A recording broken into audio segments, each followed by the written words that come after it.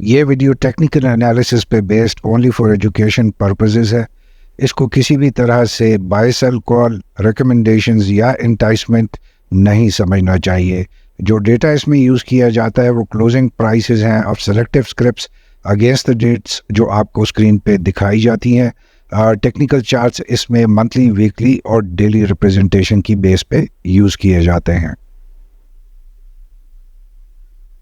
NetSol Technologies Limited, PSX पे जिसका trade sign is NetSol, basically is a software developing and exporting company, जिसकी जो speciality है वो global asset finance and leasing industry के लिए अपनी जो सर्विसेज हैं उनको प्रोवाइड करना है। इसकी आउटरीच काफ़ी मुल्कों में है and it's a strong very old company जो पिछले 40 साल से इस लाइन ऑफ वर्क में इंगेज्ड है।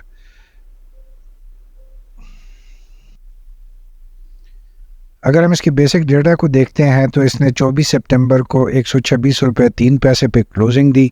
बाकी जो इसका डेटा है उसमें जो एक चीज़ सिग्निफिकेंट है, जो इसका फ्री फ्लोट शेयर है जो तकरीबन 3 करोड़ 14 लाख शेयर्स पे मबनी है।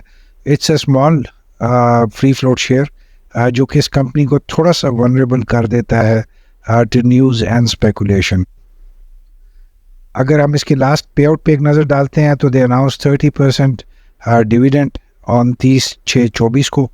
स्ट्रेंथ्स की बात करते हैं तो वेल स्टैब्लिश आईटी कंपनी है, अ नोन एंटिटी। अगर हम वनरेबिलिटीज़ की बात करते हैं तो because of news driven company या स्पेकुलेशन ड्रिवन कंपनी जो अभी तक हमने इसकी एक शेयर्स की मूवमेंट देखी है, तो otherwise it's a slow moving script जो कि अनप्रेडिक्टेबल मूवमेंट दिखाती है व्हेन द न्यूज़ कम इन। अगर हम इसका डे चार्ट देखते हैं तो हम क्लियरली देख सकते हैं कि इसकी जो मूवमेंट है वो एज ऑफ 1 दिसंबर किसी एक सिंगल चैनल में हम इसको नहीं बाउंड कर सकते। इट्स वेरी फार, मतलब volatile sort of a share है जो इसका मूवमेंट पैटर्न इसने डेवलप किया है। सो हम एक इजीली जो पैटर्न इसका ट्रेंड लाइन डेवलप कर सकते हैं, हम उसमें देख सकते हैं कि ओवर द लास्ट 10-11 मंथ्स इसकी जो ज़्यादा फ्रीक्वेंसी रही है वो डाउनवर्ड ट्रेंड लाइन को ब्रेक करने की रही है। जहाँ पे हमने देखा दिसंबर में, मार्च में, मई, जून, जुलाई, अगस्त में अच्छे वॉल्यूम्स को जनरेट होते हुए देखा। वहाँ पे इस कंपनी की जो स्टॉक्स हैं उन्होंने मिक्स सेंटीमेंट्स दिखाए हैं, जहाँ पे हम बाज़ औक़ात देखते हैं कि कंपनी के जो शेयर्स हैं वो पॉजिटिव वॉल्यूम से अच्छा पैटर्न डेवलप करते हुए एक अपवर्ड ट्रेंड में मूव करते हुए देख सकते हैं हम उनको। तो वहीं पे हम देखते हैं कि जो बाद में जब वॉल्यूम्स अच्छे जनरेट होते हैं तो उसमें हम कंपनी की एक नेगेटिव जो है सेंटिमेंट देखते हैं और नेगेटिव मूवमेंट ऑफ शेयर्स देखते हैं।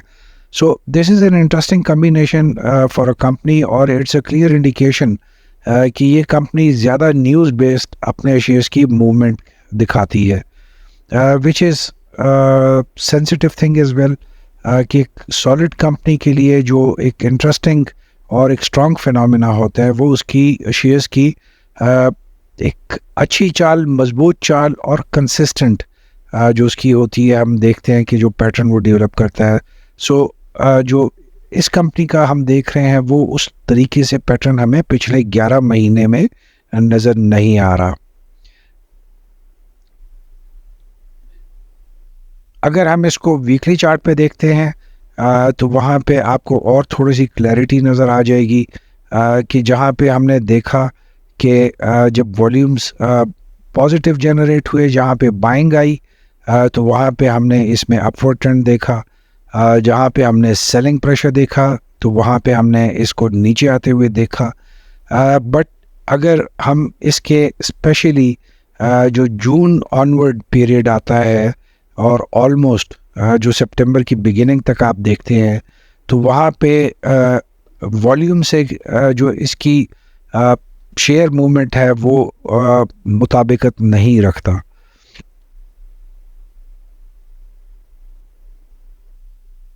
अगर हम मंथली चार्ट पे आते हैं तो हम और क्लियरली इस चीज़ को आइडेंटिफाई कर सकते हैं कि जहाँ पे हमने वॉल्यूम्स के साथ इस शेयर को मूव करते हुए ज़्यादा देखा, वहीं पे हमने इसके जो पैटर्न है ऑफ मूवमेंट, उसमें हमने थोड़ी सी एक इंटरेस्टिंग चीज़ जो देखी कि जब इसमें सेलिंग प्रेशर आता है तो डेफिनेटली वो न्यूज़ बेस्ड ही होता है, स्पेकुलेशन बेस्ड ही होता है, क्योंकि परफॉर्मेंस बेस्ड इसकी अभी तक हमने मूवमेंट नहीं देखी, जिसकी वजह से हम ये कह सकें कि बिकॉज ऑफ परफॉर्मेंस या बिकॉज ऑफ फाइनेंशियल रिजल्ट्स इसमें हमने मूवमेंट्स जनरेट होती देखी हैं। इसके जो नेटसॉल की जो ज़्यादातर हम मूवमेंट देखते हैं स्टॉक मार्केट पे, वो उसमें 75% इज़ न्यूज़ बेस्ड मूवमेंट। जहाँ पे हमने कोई अच्छी खबर देखी तो थोड़ा सा हम इसकी स्टॉक्स में तेज़ी देखते हैं, जहाँ पे हमने उस खबर में थोड़ा सा टाइम गैप ज़्यादा होते हुए देखा तो हमने मार्केट को डाउनवर्ड स्लाइड होते हुए देखा। अगर आपको शुरू की याद हो जो हमने बात की थी कि इसका जो फ्री फ्लोट है वो इतना बड़ा फ्री फ्लोट नहीं है, सो हम कह सकते हैं कि इसके जो शेयर्स हैं वो डेफिनेटली अंडर इन्फ्लुएंस मूव करते हैं, और उसकी जो पैटर्न सेट किया जाता है वो उसी के तहत हमें स्टॉक मार्केट में अपना पैटर्न बनाते हुए दिखाते हैं।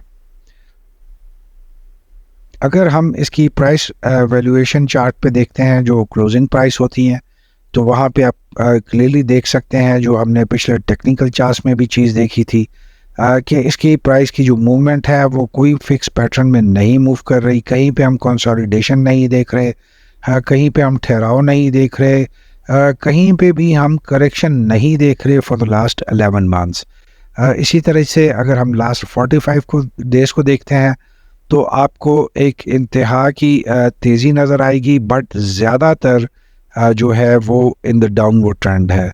और उसकी मेन रीज़न है कि जो ख़बरें हमने सुनी थी जून जुलाई में, जैसे उन ख़बरों का ज़ोर ख़त्म होता गया, जैसे उन ख़बरों में थोड़ा सा टाइम गैप आता रहा, वहीं पे हमने इसके स्टॉक्स में एक नेगेटिव ट्रेंड देखा और इसको कमज़ोरी की बेस पे स्टॉक मार्केट पे डाउन ट्रेंड में मूवमेंट होते हुए देखा।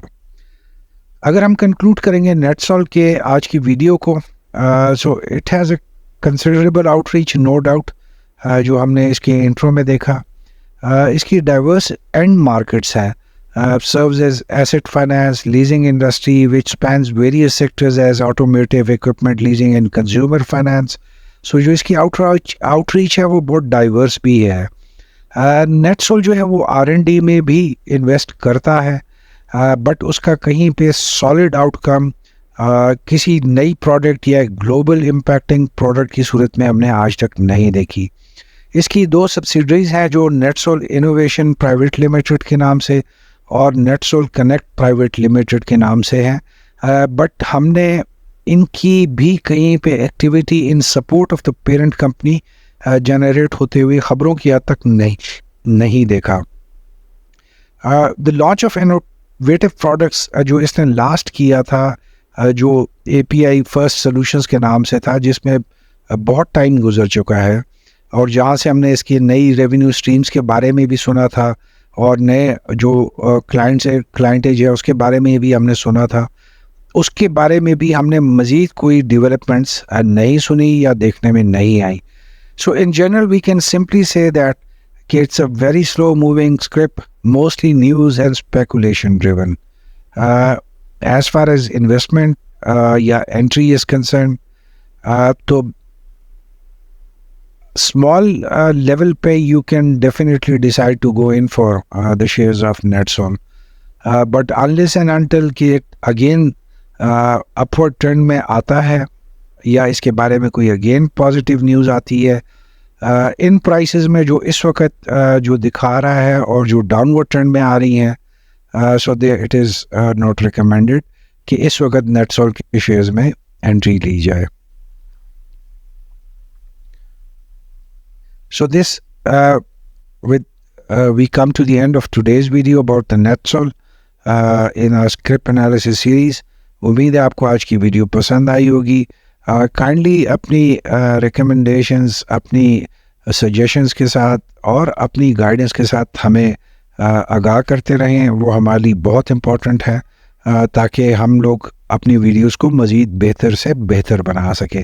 So thank you very much for giving us your time in watching this video. Keep smiling. Wish you all the best. Till we meet again. Allah Hafiz.